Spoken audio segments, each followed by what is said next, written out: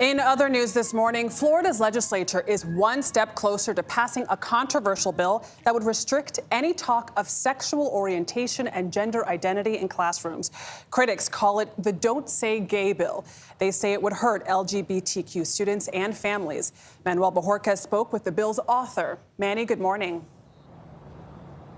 Good morning. That Republican state representative told us this is about a parent's right to know what their children are being taught and said the subject matter is not appropriate for the earliest grade levels. But critics of the bill call it the latest salvo in a conservative culture war that is putting politics ahead of vulnerable children.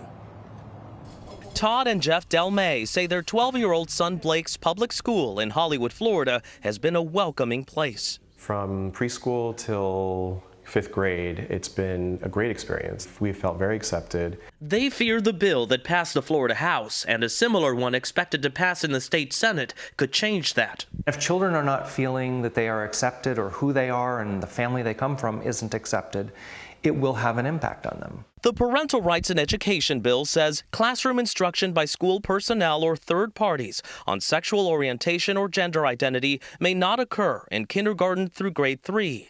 Parents could sue school districts for violations. Republican State Representative Joe Harding sponsored the House bill. We want focus to be on those basic fundamental things, the reading, the writing, the math. And when discussions come up, as a dad of 4 kids, children ask questions. Discussions are going to come up. We can't ban a conversation. We can't ban a discussion. That's not what we're doing. Free to say gay! But critics say just the threat of lawsuits could have a chilling effect on those discussions. And language in the bill banning those lessons when not age appropriate or developmentally appropriate for students in accordance with state standards could arguably apply to any grade. Joe Saunders is with Equality Florida. So it applies to K through 12 classrooms, and it grants the right for any parent who believes that a conversation is happening about our families to sue a school district. It's an aggressive attack.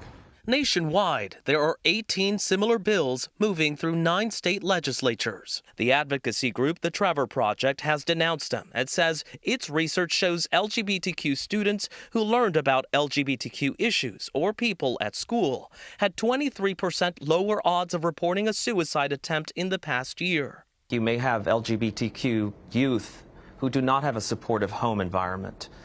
So wouldn't the school be a safe place? And isn't that necessary? I think the schools are a safe place, and they need to continue to be a safe place. This wouldn't change that. This doesn't change a school being a safe place. 17-year-old Andrew Triolo says even without the bill, not all schools are safe for people like him. He is transgender and has been bullied or harassed, he says, out of every public school he's attended.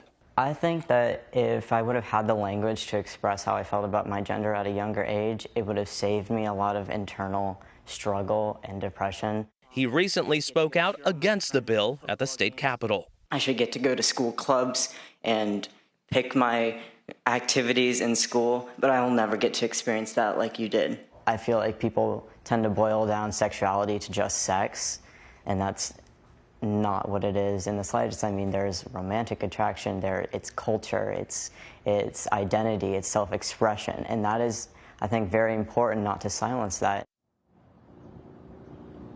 Florida Governor Ron DeSantis has signaled his support for those bills making their way to his desk. But certainly Florida is not the only battleground. The governor of Texas this week told health agencies in that state that they should investigate gender-affirming treatments for trans adolescents as child abuse. Nate?